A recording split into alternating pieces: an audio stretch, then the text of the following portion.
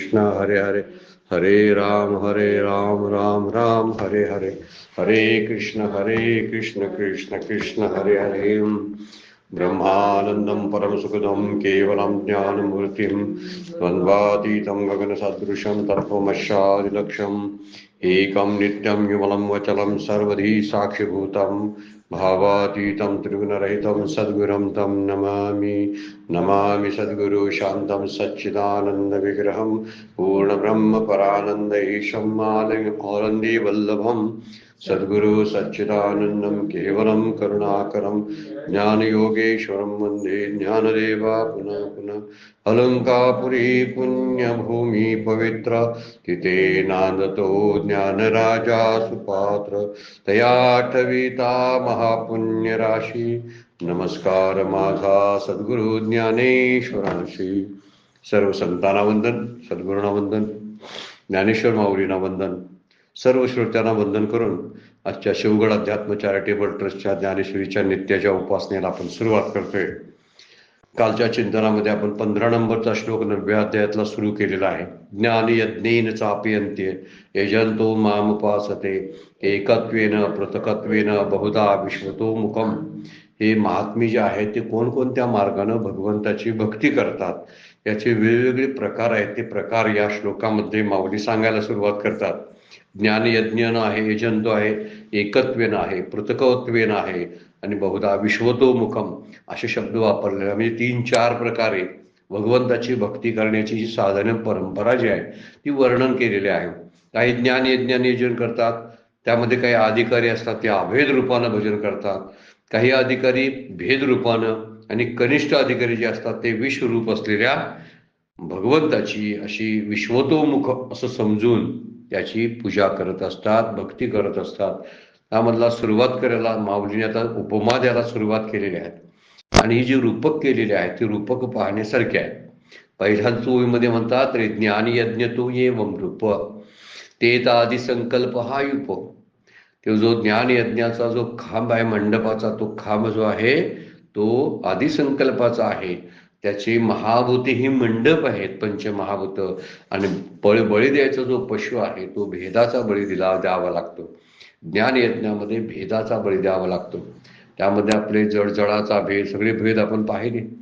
जीव ईश्वराचा भेद, जड जडाचा भेद, जीव जडाचा भेद, जड ईश्वराचा भेद, या सर्वांमध्ये जीव ईश्वर भेद हा मुख्य आहे आणि तो बळी द्यावा लागतो।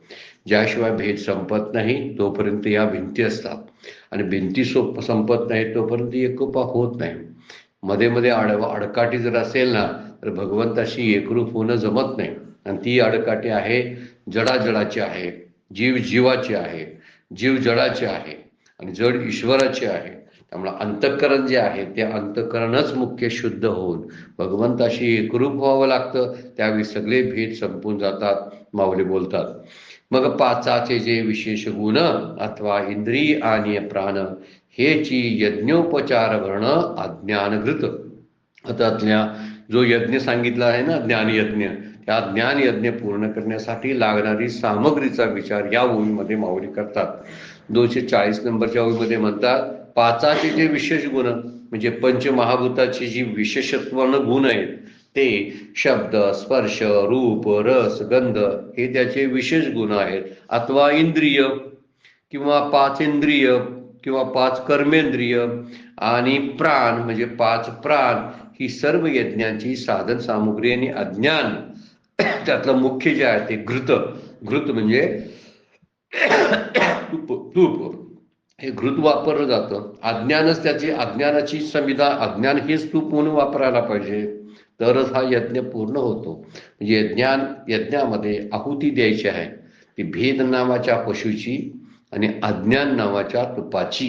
काय वर्णन किती सुंदर केले बघा। हे पाचाचे विशेष गुण पंचमहाभूत जे आहेत हा यज्ञ पूर्ण करण्यासाठी होण्यासाठी लागणारं जे साहित्य आहे ते पंचमहाभूताचे शब्द, स्पर्श, रूप आणि रसगंध हे 5 गुण आहेत, किंवा 5 ज्ञानेंद्रिय आहेत, 5 कर्मेंद्रिय आहेत, 5 प्राण आहेत।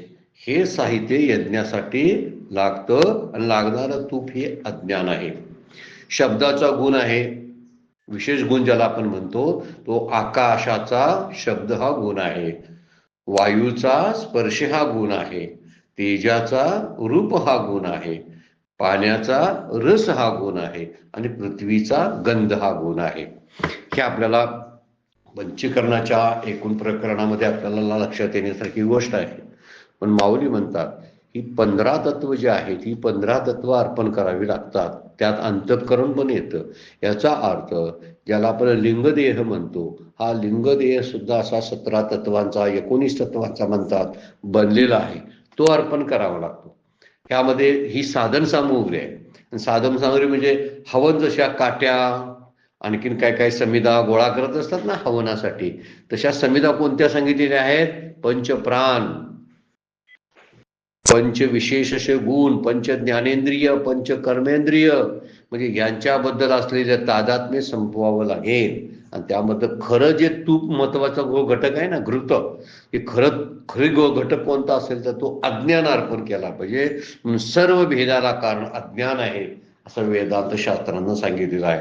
म्हणजे स्वरूपाचं ज्ञान नसणं हेच अज्ञान आहे. आपला आपण पेया माऊलींची ओळी प्रसिद्ध आहे. 14व्या अध्यायामध्ये म्हणतात आपला आपण पेया विसरू जो धनंजया. अज्ञानाची व्याख्या कशी आहे? आपल्याला जे विसर पडतो, विसरू जो धनंजया तेचे रूप या अज्ञानाशी. अज्ञानाचं रूप असं आहे. आपल्याला विसर पडलाय ना, हा विसर म्हणजे आठवण करून द्यायला पाहिजे आपल्याला. मी विसरलोय काहीतरी, मी कोण आहे मला मी विसरलेला आहे. मी कुठं गेलेलो नाही बरं काय, पण मी कोण आहे हे विसरलोय फक्त. मी कुठं जातोय का? नाही जात, मी आहे तिथेच असतो. कधी आपल्याला विचार करून बघा, मी कुठे गेलोय का? आपण कुठं गेलेलो नसतो. आपल्यापासून आपण कुठंतरी गेलेलो नसतो, आपल्या घरापासून जातो. जरासं चिंतन करण्यासारखं आहे. मी माझ्यापासून कुठे दूर जात नाही, कधीही जात नाही. विचार केल्यानंतर आपल्याला कळेल मी माझ्या घरापासून दूर जाईल, मी माझ्या नातलगांच्या पासून दूर जाईल. आता मी नातलगांच्या घरी गेलो तर मी माझ्या घरापासून दूर गेलो. मी माझ्यापासून दूर गेलो का? बघा, मी माझ्याजवळच असतोय ना, काय मी कुठे गेलेलो असतो? हाच आठवण, ही आठवण आहे, ही आठवण ज्यानं विसरलेलं आहे त्यामुळं भगवंताचं स्मरण राहत नाही. म्हणून माऊली म्हणतात घृत जी वापरायचं आहे, तूप जे वापरायचं आहे ते अज्ञान नावाचं तूप. म्हणजे या सगळ्या भेदाला, हे जडजडाचा भेद, जड ईश्वराचा भेद, जीव ईश्वराचा भेद, जीव जीवाचा भेद, हे सगळ्या भेदाला कारण कोणतं असेल तर कारण काय असेल तर अज्ञान आहे. म्हणजे स्वरूपाचं अज्ञान. म्हणून त्याला आठवण करून द्यावी लागते. आठवणीसाठी आपल्याला अहम ब्रह्मास्मी आपण विचार करायला लागतो, अहम ब्रह्मास्मीचा. आणि म्हणून सद्गुरू आपल्याला सांगतात ते तू आहेस, ते विसरलेलं सांगत असतात. ते तूच आहेस. कारण अज्ञान घालवायचं असेल तर त्याचं मूळ ज्ञान द्यायला पाहिजे. आणि मूळ ज्ञान द्यायला त्याला ते तूच आहेस असं सांगायला पाहिजे. सिंह ज्यावेळी आपण मागच्या वेळेला एक उदाहरण माऊलींची ओवी घेतली होती. सिंह जेव्हा एखाद्या कुह्यामध्ये म्हणजे तलावामध्ये सरोवरामध्ये आपलं प्रतिबिंब पाहतो म्हणजे त्याला वेगळंच वाटत असतं आणि स्वतःचा विसर पडलेला असतो. तरी एका वेळी एका तो बकऱ्यांच्या मेंढराच्या कळपामध्ये फिरत असतो धनगरानं पाळलेलं हे सिंहाचं पिल्लू. त्याला काही कळत नसतं. पण जेव्हा एखादा खरा सिंह येतो त्यावेळी तो त्या सिंहाला, त्या छोट्या बछड्याला त्याचं स्वरूप दाखवतो. तू मेंढरू नाहीस, तू सिंह आहेस खरोखरचा. या सगळ्या जंगलाचा राजा तू आहेस. मेंढराच्या कळपातून कशाला फिरतोस? तसं आज आपण मेंढरांच्या कळपातून फिरायला गेला. ज्याला मूर्ख माणसं असतात त्या मूर्ख माणसामध्ये सुद्धा आपण मिसळत असतो, किंवा अज्ञानी असतात त्या अज्ञानीमध्ये सुद्धा. दुसरी गोष्ट, ज्यांना सगळ्यांना विसर पडलेला आहे त्यांच्यातच आपण असतो. मग आपल्याला कशी आठवण देणारा कोणतरी पाहिजे ना. जे असं आठवण करून देतात ना त्यांचा राग येतोय आपल्याला. जे आपल्याला आठवण करून देतात ना की तू सिंह आहेस, हे काय सांगताय असं आपल्याला वाटत असते, पण ते सिंह आहे म्हणून सांगत असतात. कोण सांगते हे आठवण करून देणारे? कोण आहेत? संत आहेत. संत आपल्याला आठवण करून देतात की तू कोण आहेस. तर तू कोण आहेस याचा विसर हेच खरं अज्ञानाचं स्वरूप आहे. म्हणजे भेदाला कारण अज्ञान आहे आणि स्वरूपाचं ज्ञान नसणं याला अज्ञान म्हणतात. म्हणून माऊली एका ओळीमध्ये सांगतात आपला आपण पेया विसरू जो धनंजया तेची रूप या अज्ञानाशी. सर्वत्र परमात्मा भरून राहिलेला आहे आणि त्याच्या ठिकाणी भिन्न भूताची प्रतीती येते, याला कारण अज्ञानच आहे. भगवंत जर चराचरामध्ये आहे, तो मला का दिसत नाही? आणि चराचरामध्ये मी सुद्धा आहे, म्हणजे माझ्या सुद्धा भगवंत आहे. साध्या तर्क लढवला की आपल्या लक्षात येतं. आपण सगळ्या सृष्टीतला भगवंत स्वीकारतो, पण माझ्या हृदयामध्ये तो वास करतो ह्याचा मात्र मला पत्ता नसतो. माझ्याजवळ जे काही चाललेल्या घडामोडी असतात त्या मला कळत नाहीत, कारण माझे डोळे, माझे कान, माझी सगळी पंच ज्ञानेंद्रिय आणि कर्मेंद्रिय सगळ्या जगाचा उपसा करण्यामध्ये व्यस्त असतात. जगाचे व्यवहार, त्याच्या उलाढाली सांभाळण्यामध्ये माझी इंद्रिये व्यस्त असतात.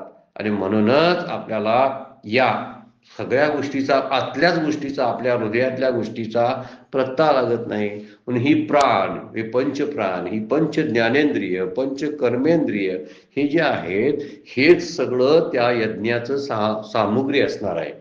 त्या यज्ञामध्ये घालायच्या वस्तू कोणत्या असतील तर पंचप्राणाचं आवाहन करायचं. म्हणजे काय? मी प्राणरूप नाही, मी प्राण नाही आहे, मी हात नाही, पाय नाही, हेच चिंतन करायला पाहिजे. मनबुद्धी अहंकार चित्तानि नाहम, नच श्रोत्र जीवा, नच घ्राण नेत्रे, नच योम भूमी, न तेजो न वायू, चिदानंद रूपा हा शिवोहम शिवो. पहिल्या श्लोकामध्ये आत्मषटकाच्या भगवान आचार्य आपल्याला सांगतात, नच प्राण संज्ञो, नच नव पंचवायुर्न वा सप्त धातोर्न वा पंचकोशा, न वाक्पानिपादम, न चौपस्त वायू, चिदानंद रूपा हा शिवोहम शिवोहम. मी कुणाचाच नाही आहे, हे लक्षात घेतलं पाहिजे.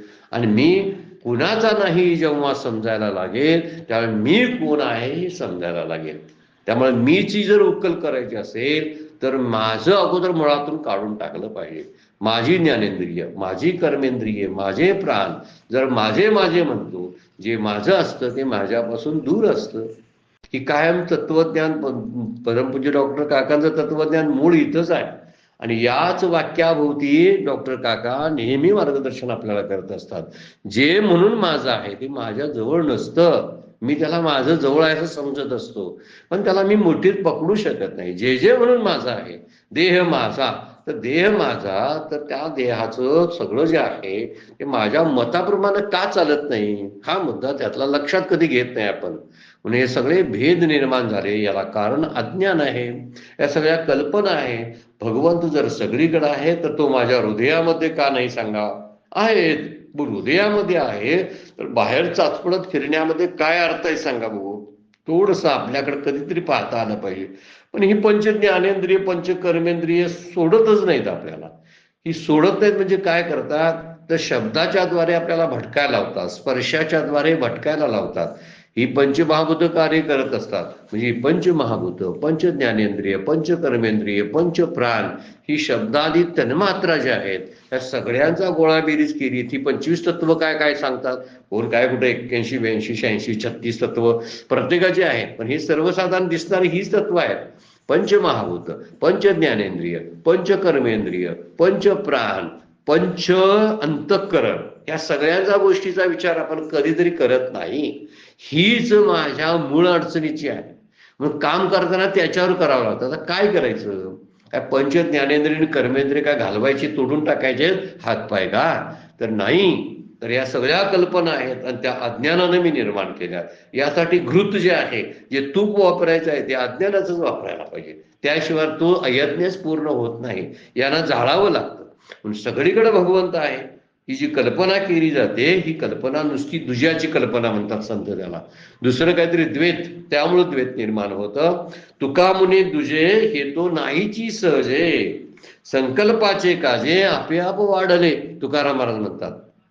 तुका म्हणे दुजे हे तो नाहीची सहजे, म्हणजे जग झालंच नाही. त्या सगळ्या कल्पना आहेत, दुसरं काही नाही माझ्यापेक्षा, मीच फक्त आहे. आणि जर ह्या कल्पना असतील तर या कशामुळं? संकल्पाचे काजे आपोआप वाढले. हे संकल्पामुळं वाढतात. म्हणून संकल्पच नष्ट व्हायला पाहिजे आणि संकल्पाला जाळावं लागतात ना.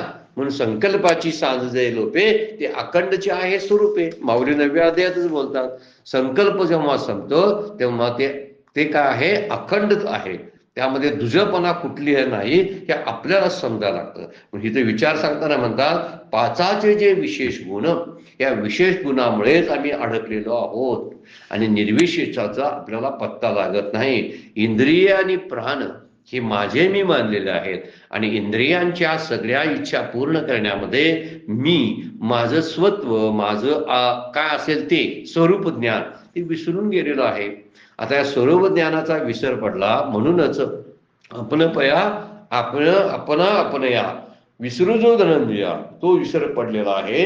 त्यालाच अज्ञान, कल्पना, भ्रांती असे शब्द संतांनी वापरलेले आहेत, म्हणून ते आपण काढायला पाहिजे. मग पाचाचे जे विशेष गुण अथवा इंद्रिय आणि प्राण ह्याची यज्ञोपचार भरणं, यज्ञ उपचार काय बघा, यज्ञोपचार भरणं म्हणजे यज्ञाची सगळी साधन सामुग्री. अज्ञानघृत म्हणजे तूप आहे. पाचाचे जे विशेष गुण, पंचमहाभूताचे विशेष गुण, पंचमहाभूत सर्व दृष्टीला पडतात ते या विशेषत्वातून पडत असतात. शब्द म्हणजे आकाश, माझ्याकडे आहे की नाही, आहे आकाश. आकाश, शब्द, स्पर्श, रूप, रस, गंध हे प्रत्येक महाभूताचा एक एक गुण आहे आणि तोच गुण इथं सांगितलेला आहे. याला यज्ञ सामुग्री म्हणतात. अगोदर एक सामुग्री सांगितली यज्ञाची. कुठल्या यज्ञाची? ज्ञान प्राप्त करण्यासाठी यज्ञ चालू केलेला आहे, त्याला ज्ञान यज्ञ म्हटलेला आहे. आणि तो ज्ञान यज्ञाची कशी उपासना केली जाते ते सांगायला. तेच मनबुद्धीची या कुंडा. आता परत रूपक केले आणि बघा, आत ज्ञानाग्नी धडपडा, साम्यतेची सुहाडा वेदिका जाणे. परत शब्दांच्या अर्थ आपण बघूया. तेच मनबुद्धीची या कुंडा. कुंड असतो ना ज्यामध्ये सामग्री टाकून, म्हणजे ती पेटवायचा कुंड असतो तो. त्या कुंडामध्ये, या कुंडामध्ये प्रज्वलित झालेला असला ज्ञानरूपी अग्नी असतो. ज्ञानाग्नी धडपडा. धडपडा म्हणजे प्रज्वलित झालेला अग्नी असतो. आणि साम्यतेची सुवाडा, भूतमात्रामध्ये ब्रह्मत्वाच्या दृष्टीनं बघितलं तर सगळीकडे समता आहे. तेच कोणी अशी मजबूत वेदिका आहे. वेदिका म्हणजे जिथं तो काय म्हणतो आपण त्याला, ओटा, जिथं तो स्थापन केलेला असतो ना, सुवाडा. सुवाडा शब्द जो वापरलेला आहे अर्जुनाला वापरलेला आहे. म्हणजे साम्यतेची सुहाडा, मित्रा अर्जुना असा शब्द आहे तो. काय आहे? मित्रा अर्जुना, सुहाडा शब्द जो वापरला, वेदिका जाणी, त्यालाच ओटा म्हणतात. आता ह्या ठिकाणी कुंड कुठला सांगितलेला आहे? या यज्ञासाठी मन आणि बुद्धी रूपी कुंड आहे. कुंड म्हणजे सकल भाग, खास खळगा जो असतो तो, यात ज्ञानाग्नी प्रज्वलित करायचा असतो, असा तो कुंड आहे. आणि तो कुंड कुठला आहे? मनबुद्धीचा. म्हणजे मनबुद्धीच्या अंतःकरणाचा कुंड. त्या कुंडामध्ये या सगळ्या आहुती घालायच्या आहेत.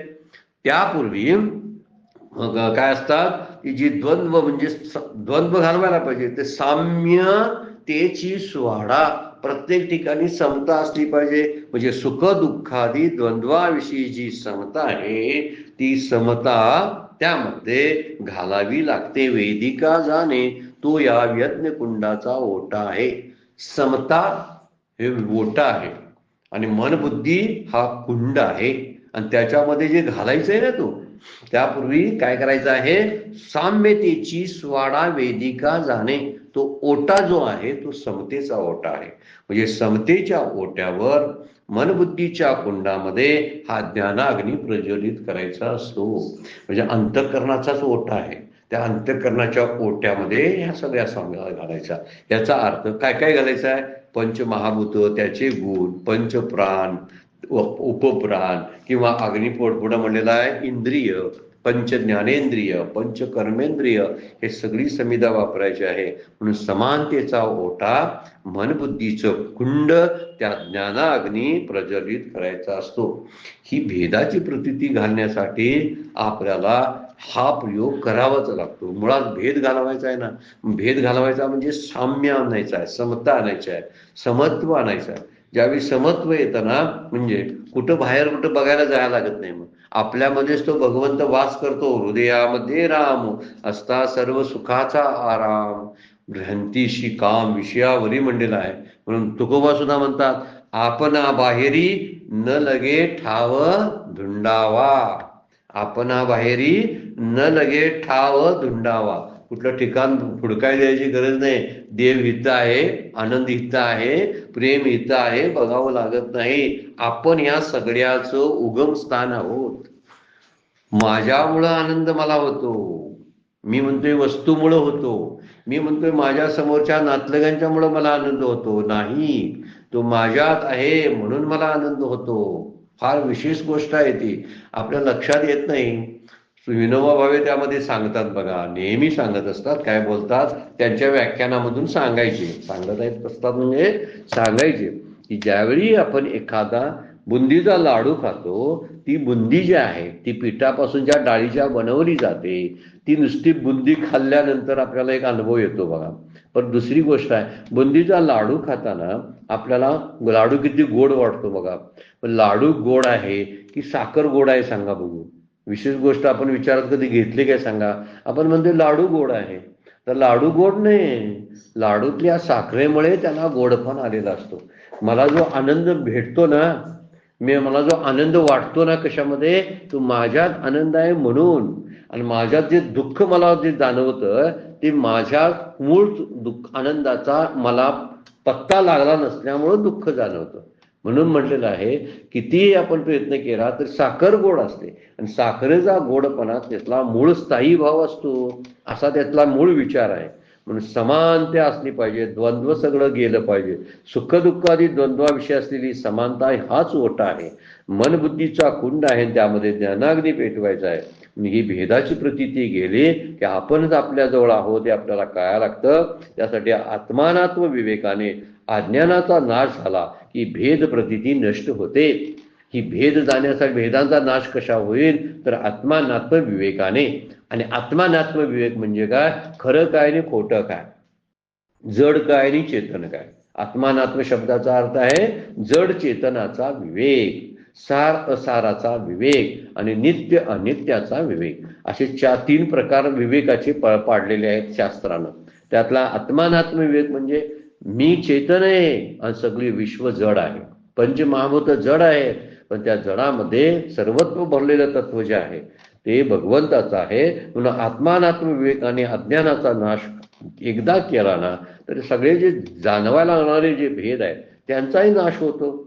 हा आत्मानात्म विवेक जो आहे तो मनबुद्धीच्या ठिकाणी होतो. म्हणून त्याला कुंडाचं रूपक केलेलं आहे. कुठं आपल्याला आत्मानात्म विवेक होतो, तो आत्मानात्म विवेक अंतःकरणामध्ये होतो. मनबुद्धीचा निश्चय व्हायला पाहिजे ना. बुद्धी निश्चय आत्मज्ञान ब्रह्मरूप भावे आपण. कशाला ब्रह्मरूपता वाटेल सांगा, बुद्धीचा निश्चय झाला तरच ना. म्हणून इथं मनबुद्धीलाच कुंड का म्हटलंय, कारण तिथंच आत्मानात्म विवेक होतो. मनालाच दुःख होतं म्हणून मनाच्याच ठिकाणी समता असावी लागते. मनाच्या ठिकाणी द्वंद्व निर्माण होतं म्हणून सुख दुःखादी गोष्टी आपल्याला वाटायला येतात. समता शिल्लकच राहत नाही. सुख दुःख आपल्याला जाणवायला लागतात. हे सुख आहे, हे दुःख आहे, असं द्वंद्व निर्माण होतं समता नसल्यामुळं. म्हणून म्हणलेलं आहे साम्यतेची सुहाडा वेदिका जाणे. त्याचा ओटा जो आहे तो समतेचा आहे. आत्मानात्म विवेक जो आहे तो अंतःकरणाच्या ठिकाणी मनबुद्धीच्या ठिकाणी होतो. म्हणूनच त्याला कुंड म्हटलेला आहे. आणि ओटा हा साम्याचा म्हणजे समानतेचा असला पाहिजे. सुखदुःखादी द्वंद्वरहित होऊन हा यज्ञ पेटवावा लागतो, प्रज्वलित करावा लागतो. धडपडा आत ज्ञानाग्नी धडपडा. धडपडा म्हणजे प्रज्वलित करणे. सुवाडा शब्द अर्जुनाला वापरलेला आहे. अर्जुना, मित्रा अर्जुना, साम्य हाच कुणी वेदिका जाणे. वेदिका म्हणजे तो ओटा असतो, ते तर मनबुद्धीची या कुंड असतो. आत ज्ञानाग्नीचा धडपडा म्हणजे अग्नी पेटवला जातो. आणि साम्यावस्था प्राप्त झाली तरच कळतं. सविवेक मती पाठव. शब्द कसे जड वाटतात पण सोडवले ना तरी एकत्र बरोबर येतं. स विवेक मती पाठव असे शब्द त्यामध्ये कोण येतात बघा. स म्हणजे मती, सविवेक विवेकासहित. मती म्हणजे बुद्धी, त्याची मंत्र विद्या गौरव शांती स्तृक्स्त्रुव जीव यज्वा. काय वर्णन केलेलं आहे बघा. सविवेक मती पाठव म्हणजे आत्मानात्म विचाराने बुद्धीला आलेली तीक्ष्णता या यज्ञातील मंत्र सामर्थ्याचं ऐश्वर्य आहे. त्याची मंत्र विद्या गौरव म्हणजे बुद्धीचं मती पाटव म्हणजे तीक्ष्णता आलेली असते. मती म्हणजे बुद्धी, सविवेक विचारानं त्या बुद्धीला तीक्ष्णता येते. हाच हे या यज्ञाचं खरं सामर्थ्य आहे. आणि यज्ञामधील त्या 2 लाकडी फळ्या लागतात. काय खूपसं आपल्याला याच्याबद्दल माहिती नाही. त्याला स्तृक स्रुव असा शब्द वापरलेला आहे. त्या 2 लाकडी फळे असतात. म्हणजे मनाची शांती ही हवन पात्रे आहेत. मनाची शांती म्हणजे शम आणि दम, मननिग्रह आणि इंद्रिय निग्रह हीच ती हवन पात्रे आहेत. आणि जीव हा जो आहे, जीव यजवा आहे म्हणजे यजमान आहे. कुणी हा यज्ञ तयार केला तर करता जीवच आहे. जीवाशिवाय यज्ञ कोण करणार? यजवा शब्द का वापरला? यजमानाला. यजमान म्हणजे काय? जो मुख्य मालक आहे तो यज्ञ करणारा. जीव हाच यज्ञ करता आहे, यजमान आहे. आता यामध्ये केलेलं रूप कसं आहे बघा. तर आत्मानात्म विचाराने सविवेक मती बुद्धीला पाटव आलेली जी तीक्ष्णता असते हीच मुख्य गोष्ट आणि ऐश्वर्य आहे. या यज्ञातील मंत्र सामर्थ्याचं ऐश्वर्य आहे. जर विचार नसेल, बुद्धीला तीक्ष्णता नसेल तर हा जीव तरी काय करणार आहे सांगा. यज्ञ करता जीव असे कितीतरी यज्ञ करतो आणि यज्ञ करून सुद्धा हाताला काहीच लागत नाही. कारण बुद्धीमध्ये विवेक नसतो, बुद्धीला तीक्ष्णता नसते. म्हणून आत्मप्राप्तीच्या साधनामध्ये बुद्धी तीक्ष्ण असायला लागते. त्याला फार महत्व आहे. ती तीक्ष्ण आणि सूक्ष्म असावी लागते. कठोपनिषदामध्ये त्याचं वर्णन केले. त्वग्रया बुद्ध्या हे वर्णन जे केले ना ते सगळ्यात महत्वाचं वर्णन त्यामध्ये आहे. ती सूक्ष्म काय वर्णन आहे ते प्रत्यक्षात आपण जरा बघा. ते कठोपनिषदामध्ये असलेलं की ती बुद्धी कशी असायला पाहिजे. अत्यंत तीक्ष्ण आणि अत्यंत शुद्ध असायला पाहिजे. शुद्ध आणि तीक्ष्ण बुद्धी जी असते ना सूक्ष्म असावी लागते, तीक्ष्ण असावी लागते आणि ती शुद्ध असावी लागते. आणि ती आत्मानात्म विवेकाने युक्त असावी लागते. सविवेक पाठ, सविवेक असली पाहिजे. सविवेक मती पाठव. आणि शांती म्हणजे इंद्रिय निग्रह असावा लागतो. जर इंद्रिय निग्रह असेल तरच. म्हणून म्हणजे हे ज्ञान यज्ञासाठी आत्मानात्म विवेक असणारी सूक्ष्म तीक्ष्ण बुद्धी आणि इंद्रिय निग्रहाची गरज असते. आणि जो जीव आहे यजवा, जो कर्ता जीव आहे, त्या कर्त्या जीवाने यजमानपद घेऊन जबाबदारीने ते ज्ञानकुंड प्रज्वलित करावा लागतो. कर्त्या जीवाकडे ते आहे. म्हणजे जीव करता म्हणून स्वतःला करता कोण समजतं तर जीवच समजतो, देह समजत नाही. तर करता असतो तो जीव, तर तो यजवा म्हणलेला आहे. सविवेक मती पाठव ते तो प्रतितीची पात्रे विवेक महामंत्रे ज्ञानाग्नी होत्रे भेदूनाशी. मग तो जीव त्या परोक्ष ज्ञानाने वर्णन केलंय. मग कंदरकर महाराजांच्या ज्ञानेश्वरीमध्ये वर्णन कसं आहे. तो जीव जो आहे तो परोक्ष ज्ञानाने आत्मानात्म विवेकाच्या महामंत्राने अप्रोक्ष ज्ञानरूपी अग्नीत हवन करण्याच्या भेदरूपी पशुचा नाश करतो. भेदूनाशी भेद नाशाचा जो प्रत्यय सांगितला हा यजमान आहे. हा ज्ञान यज्ञ कुंडामध्ये आत्मानात्म विवेक रूपी मंत्राने. कुठला मंत्र वापरतो? आत्मानात्म विवेक मंत्र. आपण रूपक केल्यामुळे लवकर लक्षात येत नाही. तर आत्मानात्म विवेक असला पाहिजे. अनुभूतीच्या पात्रातून काय वर्णन केले? प्रतितीची पात्रे म्हणजे अनुभूती असली पाहिजे. त्या अनुभवाच्या म्हणजे साक्षात्काराच्या किंवा परोक्ष ज्ञानाच्या जीव शिवाच्या भेदाची आहुती देतो. जीव आणि शिवाचा जो जन्मोजन्मीचा भेद शिल्लक असतो त्याची आहुती द्यावी लागते, तरच हा यज्ञकुंड पेटत असतो. म्हणून जीव काय करतो? परोक्ष ज्ञानाच्या पात्राने अगोदर परोक्ष ज्ञान शास्त्रानुसार सद्गुरूंच्या पहिल्या वचनानुसार आपल्याला परोक्षत्व ज्ञानाची प्राप्ती होते. आत्मानात्म विवेकाच्या महामंत्रानं त्यासाठी साधन म्हणून आत्मानात्म विवेक असला पाहिजे. जे जड काय आहे, चेतन काय आहे याचा विवेक असला पाहिजे. अपरोक्ष ज्ञानरूपी अग्नी पेटला पाहिजे. आणि जीव शिवरूपी जो भेद आहे अशा भेदाच्या पशुची आहुती दिली की जीव शिव भेद नष्ट होतो. म्हणजे आपल्याला हवं काय सांगा बघू या ठिकाणी. प्रतितीचे पात्रे. एक पहिलं म्हणजे परोक्ष ज्ञान हवं. परोक्ष ज्ञान म्हणजे जे शास्त्राच्या द्वारे वरवरच्या श्रवणाने किंवा मननानं जे ज्ञान होतं आणि आपल्याला कळायला लागतं नेमकं काय आहे ते कळणं हे परोक्ष ज्ञानानं कळतं. नंतर आत्मानात्म विवेक वापरावा लागतो. आता परत विवेकाची गरज आहे. एकदा परोक्ष ज्ञानानं कळलं की मग विवेक वापरावा लागतो आणि तो आणि मी एकच आहोत अशी एक साक्षात्कार शेवटचा आहे. ती अपरोक्ष अनुभूती हवी आणि या ज्ञानाने जीव आणि आत्मा यांच्यातील भेद गेला पाहिजे. म्हणजे समजलंच पाहिजे ना. याला प्रत्यक्ष प्रतीती म्हणलेला आहे. तो प्रतीतीची पात्रे विवेक महामंत्र. महामंत्र म्हणजे सगळ्यात मोठा मंत्र कोणता असेल तर आत्मानात्म विवेकाचा विचार जो आहे तो विचार झाला पाहिजे. तरच भेदाचा नाश होईल, तरच जीवाशिवाची भेट होईल. एक हारी आत्मा जीव शिव समा वाया तू दुर्गम न घाली मन, हरिपाठामध्ये माऊली म्हणतात. त्यावेळी आपल्याला ती प्रतीती येते अहम ब्रह्मास्मी अशी. आणि ती या सगळ्या उपाधीमध्ये, जगाच्या सगळ्या उपाधीमध्ये जगाची सगळी विविधता आहे, त्या विविधतामध्ये एकत्व पाहायला मिळतं. चित्रविचित्र उपाधीमध्ये एकत्व पाहत नाही तर या उपाधीतून स्फुरणारे जे चैतन्य आहे ते एकच आहे असं त्याला वाटायला लागतं. सगळ्या उपाध्या भिन्न आहेत हे सगळं पटलेलं असतं, पण त्या उपाधीच्या पाठीमागचं चैतन्य मात्र एकच आहे हे जाणून घ्यावं लागतं. आणि हे जाणून घ्यायला आत्मानात्म विवेकच असावा लागतो, अन्य काही करणार नाही त्याशिवाय. म्हणतात तो प्रतीतीची निपात्रे विवेक महामंत्रे ज्ञानाग्नी होत्रे भेदूनाशी. ते तर अज्ञान सरुणी जाय आणि जिता यजन हे होय आत्मसमरसी नाही अवभृती जेव्हा. आता इथं वर्णन फार सुंदर आहे आणि ही ओवी सुद्धा अत्यंत मार्मिक अशी आहे बघा. ते अज्ञान सरुणीच आहे. असा भेद नष्ट झाला की भेदाला कारण असलेलं जे अज्ञान, ते अज्ञान नष्ट झालं की भेद पण नष्ट होतो. आणि भेद नष्ट झाला की यजिता यजन हे ठाये. अज्ञान रूपी ग्रुप संपून जाते आणि यज्ञ करणारा जीव आणि त्याने केलेला ज्ञान यज्ञ समाप्त होतो.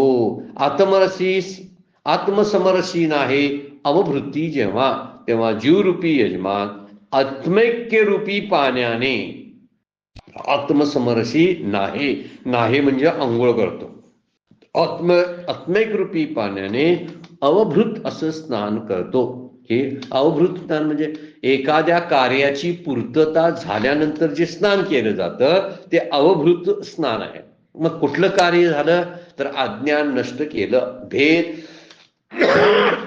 भेद घालवला आणि भेद अज्ञानात जे भेदाला कारण जे अज्ञान होतं ते नष्ट झाल्यामुळं भेद गेला.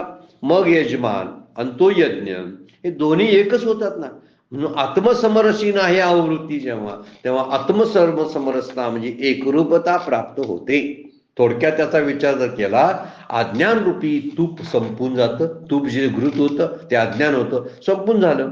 यज्ञ करणारा आणि यज्ञ क्रिया जागच्या जागी थांबतात. आता यज्ञ संपल्यानंतर सगळं अगदी शांत होणार की नाही, होणार.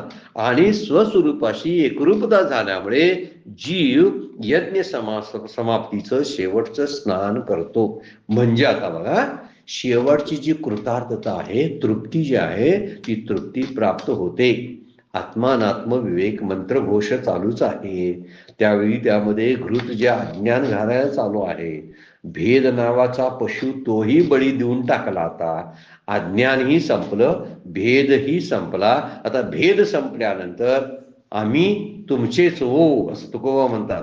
भेद गेल्यावरी आम्ही तुम्हीच हो हरे, तुम्ही ने आम्ही एकच आहोत. भेद गेल्यावरी दुजे जो खंडे तो काय म्हणलेला आहे, दुजे तरी खंडे तरी उरला तो एक हरी. ज्यावेळी दुजतपणा काढून टाकला जातात त्यावेळी हरीच फक्त उरतो. त्यामुळे दुजेपणा निघून गेला, त्यातला भेद निघून गेला, म्हणून अज्ञान निघून जातं आणि करता जीव जो आहे, ज्याला यजमान म्हणलेला आहे, आणि सर्व साधनं यांचे खटाटोप संपून जातात. आता यज्ञ कसला करायचं सांगा. आता कुठं संहिता गोळा करायला जायचं, पंच ज्ञानेंद्रिय पंच कर्मेंद्रिय या सगळ्या तयार केलेला ओटा काहीच राहत नाही. झालं आता सहजता आली जगण्यामध्ये, सगळ्या कृतार्थता प्राप्त झालेल्या आहे. परत काय मिळवायचं शिल्लक राहिलेलं नाही. परत साधन सामग्री यज्ञाची जमवण्यासाठी जो खटाटोप करावा लागतो तो खटाटोप करावा लागत नाही. अगोदर परोक्ष ज्ञानासाठी हे जमा करा, ते करा, अशा साधना करा, अशी वृत्त करा, हे सगळे तप ज्ञान, सगळे पुण्य प्राप्ती सगळे झाले, आता संपला. यज्ञ शांत झाला. यज्ञ शांत होतो तेव्हा जो जीवरूपी असणारा जो यजमान आहे तो त्या यज्ञाच्या त्या सगळ्याशी समरस होतो. आत्मसमरसी शब्द वापरलेला आहे. आत्मसमरसी नाही आवृत्ती जेव्हा शेवटचं यज्ञ समाप्तीचं काम संपून टाकतो. कारण जीव रूपाने वेगळाच राहत नाही, जीवपणा संपून जातो. आपल्या सर्व पारमार्थिक साधनेचं मूळ गोष्ट कोणती असेल तर जीवपणा संपवणे. जीवपणामध्ये कर्ता, भोक्तृत्व, कर्तृत्व या सगळ्या गोष्टी येतात. त्यामध्येच भ्रांती आहे. अहंकार तिथंच बसलेला असतो. आणि जीवाला संपवणं म्हणजे ही त्याची पिल्लं आहेत सगळी, ती पिल्लं सुद्धा मारून टाकणं आहे. त्यासाठी एका जीवाला संपवणं की त्यातलं दुसऱ्याही गोष्टी मरून जातात. म्हणून जीवपणा शब्दाचा अर्थ आहे कर्तृत्व, भोक्तृत्व, अहंकार. म्हणजे कर्तृत्वाचा अहंकार, मी भोगतो याची जाणीव. शेवटी सारखं सारखं सारखं तेच आपण बोलत असतो. म्हणून मी आणि माझं हे जीवाशी लागलेला एक आजारच असतो.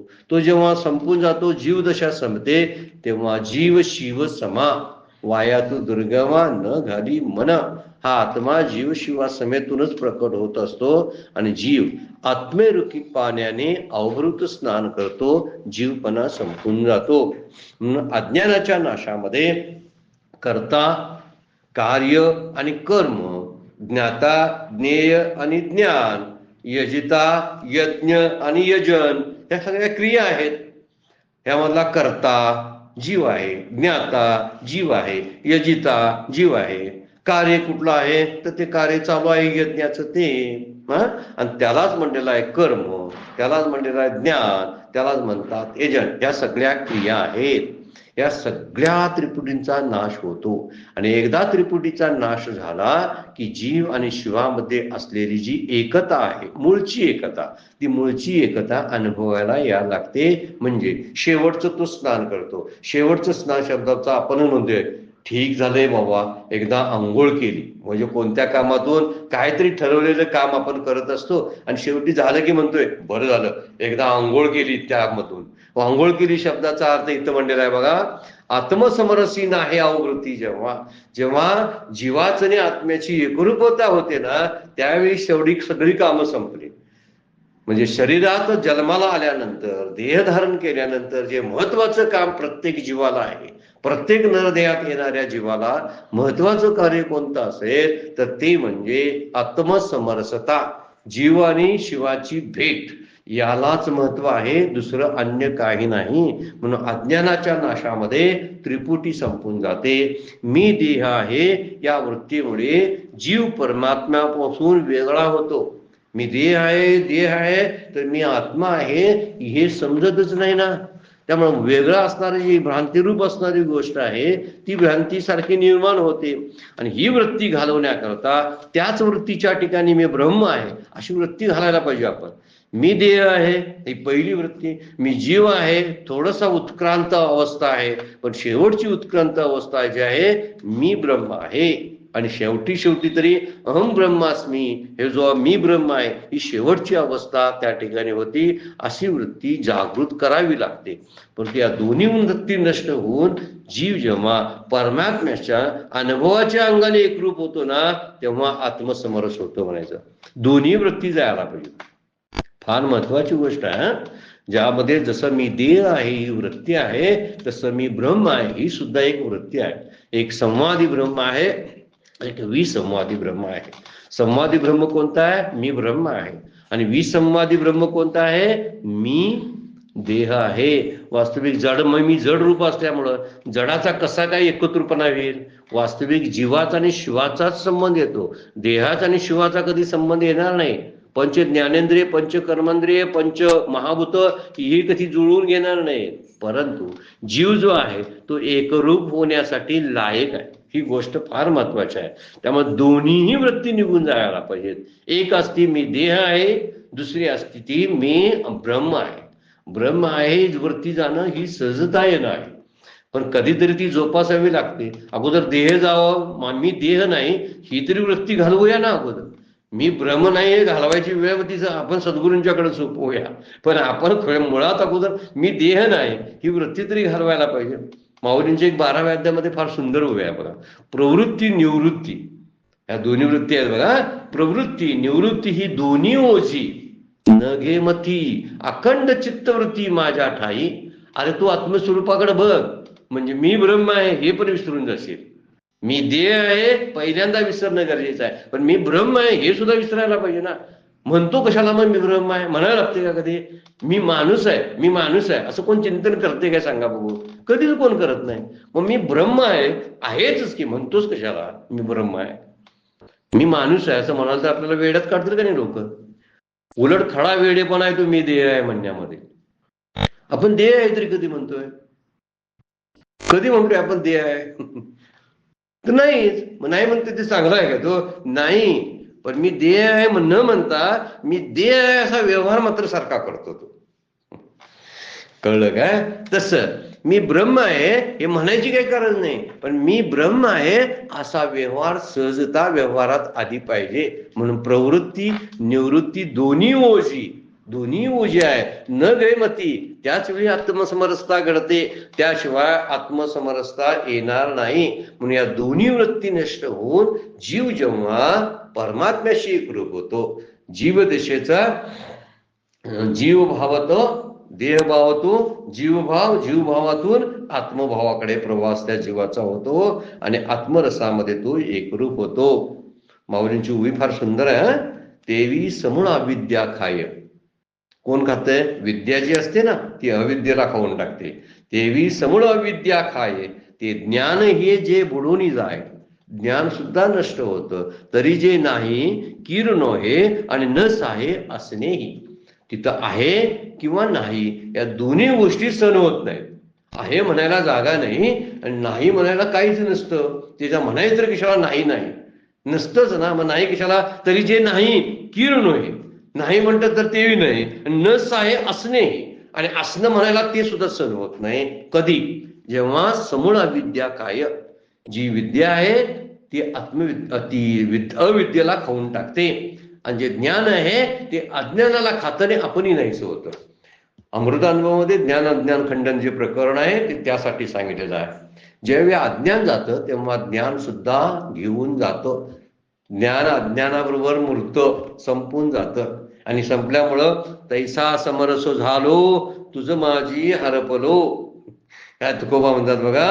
तैसा समरस झालो तुझं मध्ये हरपलो. जसं मीठ जर पाण्यामध्ये टाकल्यानंतर ते बोलायला सुद्धा शिल्लक राहत नाही. अगोदर म्हणेन मी मीठ आहे पण जेव्हा पाण्यात पडतं ना त्यावेळेला म्हणत नाही मी मीठ होतो आता पाणी रूप झालो असं म्हणेल काय तू सांगा बघू. ते मीठ बोलेल मी मीठ होतो पूर्वी आता पाणी रूप झालो म्हणणार नाही. म्हणायला त्याचं तोंडच बंद झालं पाण्याशी एकरूप झाल्यामुळं. आणि पाणी ते दोन वेगवेगळे नाहीच तर असं सिद्ध झालं. ते द्रवरूप झालं. मग द्रवरूप झालेल्या मिठाला आकारही गेला आणि त्याचं बोलणंही बंद झालं. अगोदर ते मीठपणामुळे वेगळं पडत होतं. तसा मी देह आहे त्यामुळे मी बाजूला पडलो होतो. अज्ञान सरुणी जाये आणि यजिता यजन हेठ आहे. तिथल्या तिथं बंद होतं ते. म्हणून तिथल्या इथं बंद झाल्यावर आत्मसमरसी नाही अवभृती जेव्हा आणि तेव्हा आत्मसमरस होतं आणि ते शेवटची अंघोळ करतो असं म्हणतात. माऊलींच्या हरिपाठामध्ये सुद्धा फार सुंदर आहे. साधुबोध झाला मला वाटते 4-5वा अभंग असेल बघा हरिपाठातला. साधुबोध झाला तो नोरोनी ठेला.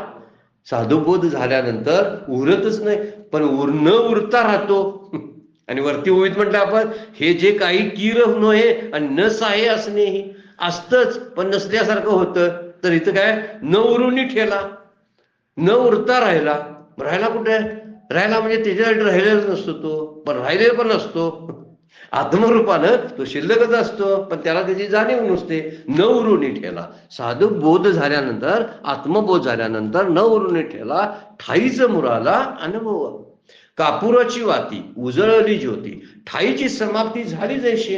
अगोदर कापूर होता ज्योत दिसत होती कापूर जळाला ज्योत पण नाहीशी झाली. बघा सगळ्या गोष्टी आहेत. ही व्यक्ती अभिव्यक्ती जी प्रकटीकरण आहे ते प्रकटीकरण संपून जातं. तसंच इथं आहे. यजन करता करता शेवटची आत्मसमरसता प्राप्त होते. कापुराची वाती उजळली ज्योती झाली उजळली. ज्योत निर्माण झाली, पण ठाईच समाप्त, पण ज्योत पण विजली. मग विजल्यानंतर काय उरलं? काहीच उरलं नाही. का नाही उरलं? सुगंध उरलाय की नाही कापुराचा? तो सुगंध दिसतो का सांगा बघू? दिसत नाही, पण उरलो ना. नवरोनी ठेला, साधुबोध झाला तो नवरोनी ठेला. हा जो शब्दप्रयोग माऊली हरिपटामध्ये वापरतात, अमृतानुभवामधल्या जे ज्ञान खंडनामध्ये जी विशेष गोष्टी सांगितलेल्या आहेत त्याचं वर्णन येत आहे. म्हणजे आत्मरसमरसता जी प्राप्त झाल्यावर ज्ञानी पुरुषाला आपल्या सकट सर्व ठिकाणी सगळी ठिकाणी परमात्मा आत्मवस्तू भरून राहिलेली आहे अशी प्रतीती येते आणि सगळीकडे भगवंतच दिसायला लागतो. भरला घनदाट हरी दिसे अशी अवस्था त्याची होत असते. तो वेगळा कुणापासून राहतच नाही ना, त्याच्याशी एकरूप होतो. त्यामुळे हरिरूपता प्राप्त झालेली असते त्याला. आणि तशीच हरिरूपता या ओळीमध्ये माऊली सांगताना म्हणतात, ते अज्ञान सर्वणी जाय आणि यजिता यजने हे ठाये आत्मसमरशी नाहे अववृत्ती जेव्हा. वेळ संपलेले आपल्याला थांबावं लागते. आजची सेवा सद्गुरूंच्या चरणी भगवान ज्ञानेश्वरांच्या चरणी अर्पण करून विराम घेऊया. पुंडलिक वरदारी विठ्ठल श्री ज्ञानदेव तुका विठ्ठल विठ्ठल जय हरी विठ्ठल विठ्ठल विठ्ठल.